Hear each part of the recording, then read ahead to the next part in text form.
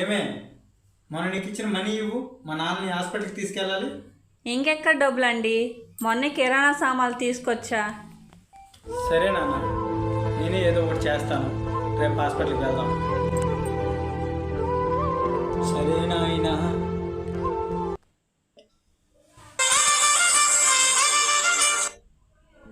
Hello, ఎవరు? బాబు, నేను మీ అత్తయ్యని మాట్లాడుతున్నా. అత్తయ్య చెప్పండి.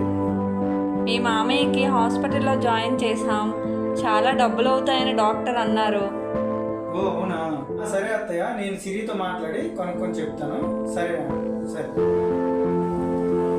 సిరి, మీ అమ్మగారు కాల్ చేశారు. మీ నాన్న హాస్పిటల్లో ఉన్నారంట.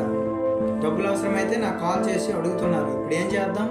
అయ్యో అవునా అండి, అయితే ఇప్పుడు ఎలా మరి? నాయనా, రేపు హాస్పిటల్కి వెళ్దామని డబ్బులు తెచ్చావుగా, అవి మీ అత్తగారికి ఇచ్చి పంపించిన ఆయన. మరి మీకు నాన్నగారు?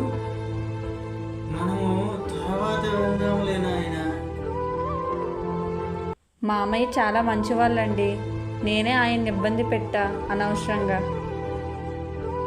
ఇప్పుడు అర్థమైందా మా నాన్న ఏంటో నీకు? అర్థమైందండి, నన్ను క్షమించండి. నన్ను కాదు, వెళ్ళి మా నాన్న మాట్లాడు. సరే అండి, క్షమించండి మామయ్య. పర్వాలేదులే అమ్మా, రెండు మన కుటుంబాలే కదా, తర్వాత నేను వెళ్తాలే.